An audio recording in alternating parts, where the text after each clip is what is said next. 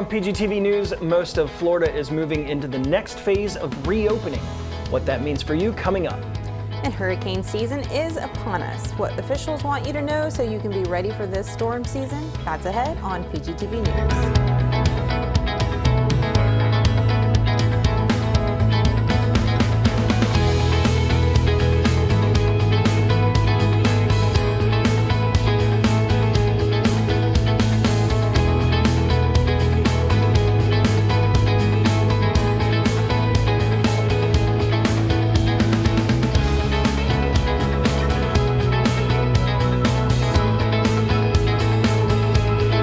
Welcome to PGTV News, I'm Steve Barnes. And I'm Tina Mann. Governor Ron DeSantis has now moved most of Florida, including Polk County, into Phase 2 of reopening the state. Phase 2 reopens bars, movie theaters, bowling alleys, and concert halls at 50% indoor seating capacity with social distancing restrictions in place. DeSantis also allowed for restaurants to go to full capacity, provided the businesses can continue social distancing.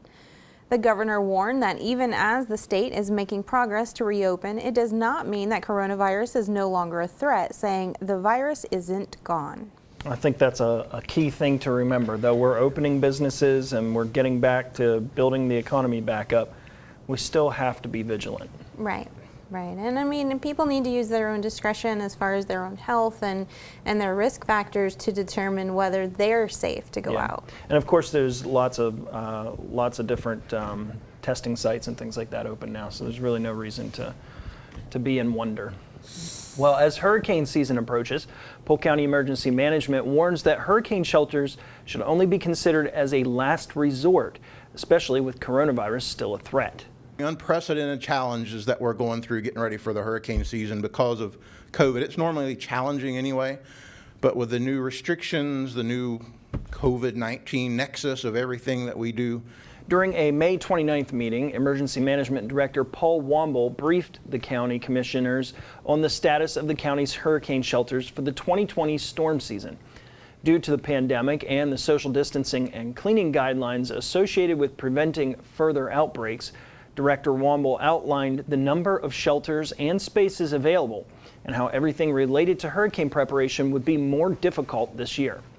Shelter capacity may be reduced to a third of normal capacity due to social distancing guidelines and reserving space for those shelter occupants who have symptoms of coronavirus. Staffing for shelters may be impacted as well. Food distribution would be impacted as all meals would be required to be packaged for single servings.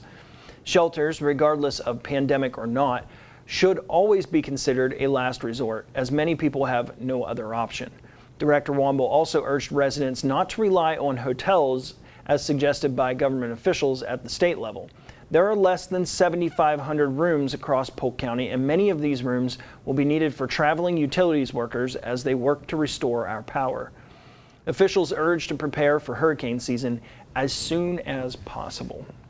That is very important, because a lot of the time it's actually safer to shelter in place if you're not in a mobile home and you are not in a flood zone, as long as you're adequately prepared with your disaster kit and your backup food supplies, etc. And of course there are places on the Polk County website where you can go to see if you are in some of those dangerous flood zones, things like that. Of course, if you're a homeowner, you probably already know if you're in those areas.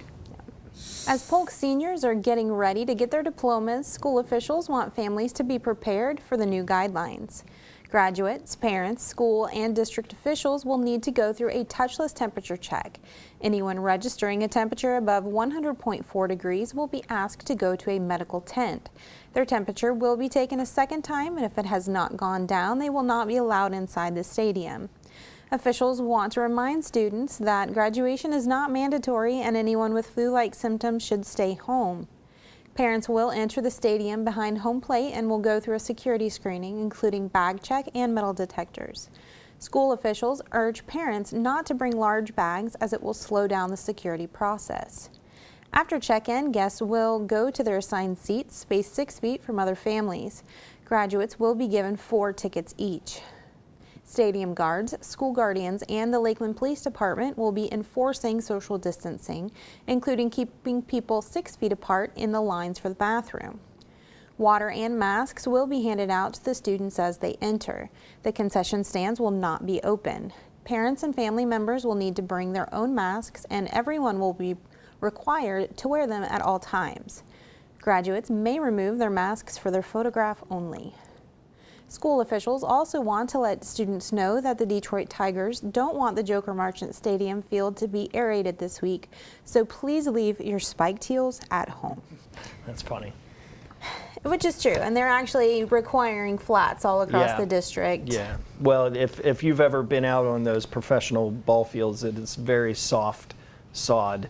You would not want to be out there in anything that would sink in. I graduated from Mulberry High School, and their graduation is always held on the football field every year, and I guarantee you 90% of us girls made that mistake. Well, you know, I think this is a great idea, having the graduations in an open area. You know, the facility over there is second to none. It's beautiful. You know, it's a good compromise, but again, if you're sick, just skip it. It's not worth, you know, it's not worth making others sick over it. So, well, despite the pandemic, the Polk County School District is gearing up for summer education by utilizing both paper-based lessons and online learning. We wanted to keep them learning as much as we can, and that's why we presented as much in the summer as we can, said Polk County Public Schools Superintendent Jacqueline Bird during a school board work session last week. Most students will be allowed to keep their electronic devices for the summer. Students should check with their schools to find out if and when the devices should be returned. Grades 6 through 12 will be given priority when it comes to keeping their devices for the summer. Students moving on to 6th and 9th grades will need to turn in their devices to their elementary and middle schools and pick up a new device from their middle or high school. Elementary school students will receive paper-based resources, including a Scholastic Weekly Reading Summer Express booklet and a family guide to literacy. Incoming kindergartners will have access to a program called Smarty Ants, which can be used on almost any device, including cell phones. Parents of students who need a device can check with their child's school. For more information about summer learning plans, visit polkschoolsfl.com/summer learning. It's funny because statistics show that you can significantly impact any learning gains from the previous school year if you don't actually learn over the summer. It can severely impact that. So this is a great resource that it sounds like they're providing for the students. You remember the Scholastic Weeklies when you were in school? I can't believe they still have those around. I do. I think I do. I was into reading bigger books by then, but Polk schools are looking ahead to the fall semester and how the pandemic will affect future learning. Both lower and higher education leadership say they will follow education and health expert guidelines in the fall. Polk County Public Schools say they are looking at 3 different scenarios to enact after the summer ends. Physically reopening the schools with increased health and safety measures, continuing with distance learning, or a hybrid of both approaches. In addition, most educational experts expect to see huge tax revenue shortfalls, which will mean massive cuts to the state's current $90.98 billion budget. The Centers for Disease Control and Prevention recently issued guidelines for reopening schools that include wearing masks, frequently washing hands, and having hand sanitizer available. Colleges might see a drop in enrollment in the fall. Experts say students will question full tuition rates for another semester of Zoom teleconferences. Several of Polk County's 4 main colleges and universities said they are planning on in-person classes with some modifications. It's going to be a challenge for sure. You know, we had the story a couple weeks ago about some of the students filing lawsuits against the schools for the current semester. You know, it'll be interesting to see whether or not students really want to continue doing the distance education, or if they're willing to postpone their education to wait for that in-person on-campus stuff. As far as a parental view on this, I feel that colleges are better prepared to go online because most universities offer online classes, so their platforms are more easy to kind of go across and, Right. and modify, and they have their peers and their other teachers or other professors that they Not can to mention many of the look at. much of the Right. curriculum is lecture style curriculum where you're responsible for learning the Right. material on your own anyway. So Right, but you from know, a parental standpoint, it's really nerve-wracking to not know what's going on in the fall, to maybe prepare my 3 kids for, yet another year of distance learning, or having no clue and not being able to prepare. right. The National Collegiate Athletic Association has released a plan to help schools get athletes back on campus and playing sports. The NCAA released a long and detailed plan called the Resocialization of Collegiate Sports Action Plan. Considerations as some schools across the county are preparing for the return of football players as early as June 8th. The NCAA's Division I Council voted last week to lift a moratorium on athletic activities starting June 1st. That cleared the way for voluntary workouts and training to begin at team facilities. Schools plan to test athletes, coaches, and staff for coronavirus and implement social distancing. The NCAA says its plan is offered as guidance and is consistent with federal and local public health guidelines. The college football season is scheduled to start around Labor Day weekend, with a few games played the Saturday before the holiday weekend. What do you think? College sports starting up? I'm not a big sports fan, so I really don't have much of an opinion. I just pray they do it safely. Yeah, I think it's going to be a little bit easier for some of the smaller schools to start their programs up. They don't have quite as much, attendance from spectators. But some of these big schools, I mean, it's going to be tough to have games and not fill those stadiums with people. Right, The and I the would home crowd advantage is a big factor right, in these because you games. have people cheering you on, and that gets your adrenaline going, and people just tend to perform better. Yep, it'll be interesting. Well, Lakeland is losing a prominent member of city leadership. City Manager Tony Delgado announced last week that he would be resigning effective September 26th after 23 years with the city. After much reflection, contemplation, and discussion with family, I have made the decision to tender my notice of retirement effective September 26, 2020, Delgado wrote in a May 26th letter to the mayor and city commission. This certainly was not an easy decision. However, I personally believe that it is the proper time for my family and I to begin exploring what the next chapter of our lives has in store for us. Delgado started his career with Lakeland at what was then known as the Lakeland Center, now the RP Funding Center, in January 1997 as the facilities assistant director. Within 4 years, he became part of the city's administrative management team. In November 2000, he was promoted to assistant city manager, and within a few years was named deputy city manager. Delgado was appointed as city manager on January 4, 2016, following 3 months as the interim city manager. His appointment to city manager followed a tumultuous time in the city with multiple Lakeland Police Department officers fired and the resignation of Police Chief Lisa Womack.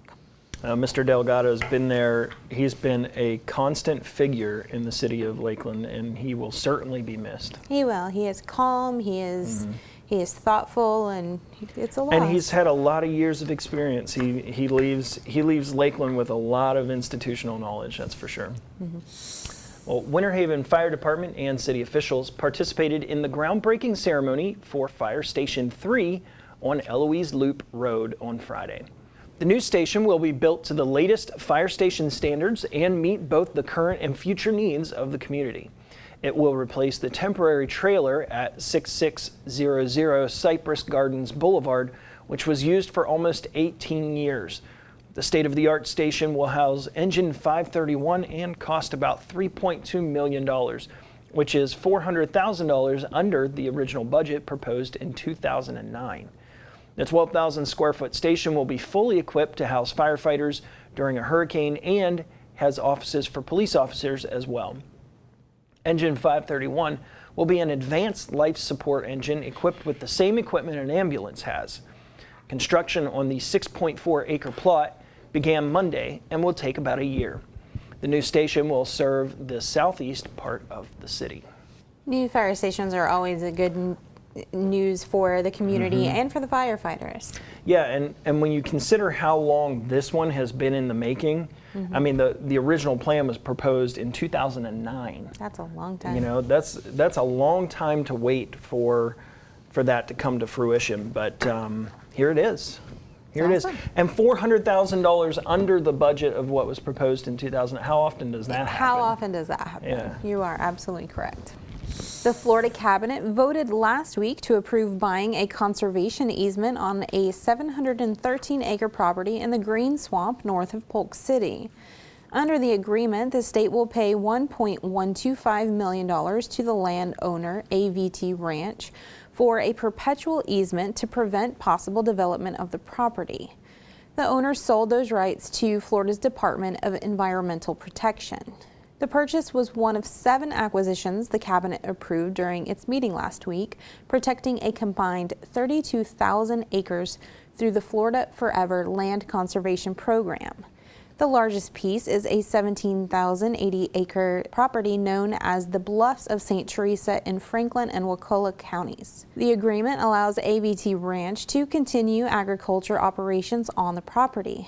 The pasture land could be converted to citrus and fruit tree cultivation, the contract says. The entire tract is designated for low-intensity agriculture and recreational use. The Florida Forever program, enacted by the state's voters, has protected more than 800,000 acres since 2001. Well, it's nice to see, some movement on here, because a lot of times we don't realize what's actually being done. The Florida Forever program that was enacted back in 2001, things have been happening, but they don't always make the news. Right. Properties have been being bought up, and of course we then also kind of reinforced it a couple years ago with putting more money into that program. But this is a great step. It is a great step, and it's important to protect Florida's natural resources and and not overpopulate.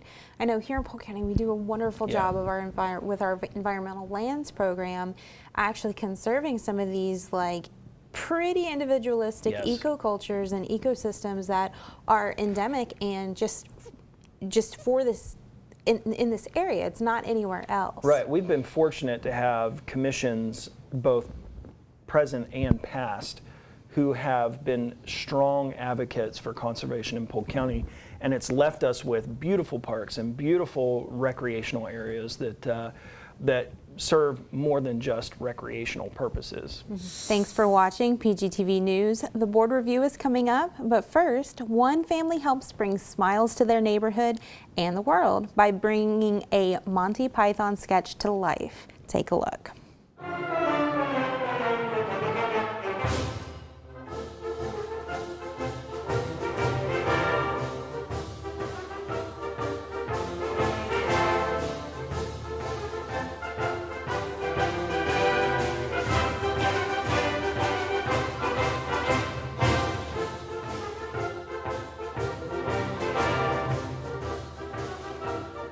Our neighbors on our block started participating immediately.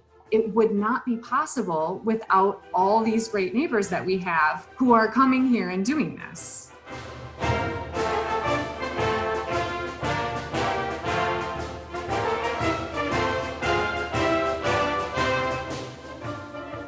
Late one night, my phone just started dinging over and over, and I picked it up and I said to Carl, I'm getting all these hits on our Yorkshire Silly Walks account. What's going on? And it turns out a neighbor of ours that we didn't know had gone by and taken a photo of her husband doing a very silly walk. And that posting went viral on Facebook. And so the hits just started coming in. And what went from a dozen people, most of which I begged to join, is now at nearly 55,000.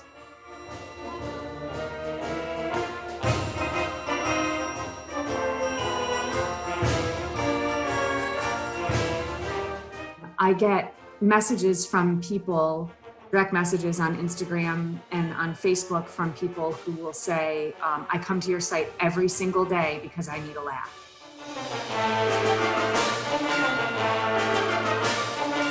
It's really time consuming just to kind of scroll through the whole day, but it's really rewarding when you stop and you find a really good clip.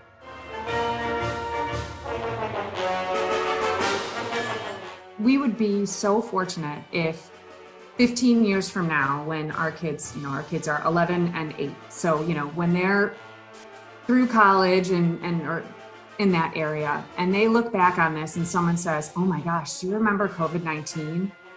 And their answer would be, yeah, that was the silly walk time.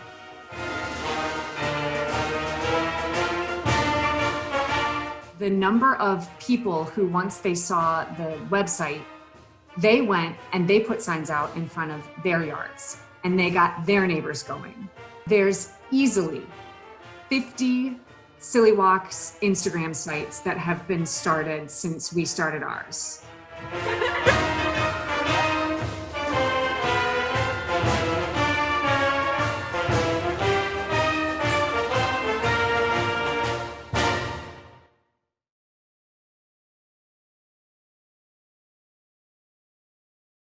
What to expect when you're expecting. Like here? A teenager. Today, I'm going to show you how to teen-proof your home. First step, hide the car keys. Preferably somewhere they would never look. Challenges will come up. Be ready for them. Hi, honey. Ready for the... Mom, you don't use mannequins in the mannequin challenge. You don't have to know it all to be a perfect parent. Thousands of teens in foster care will love you just the same.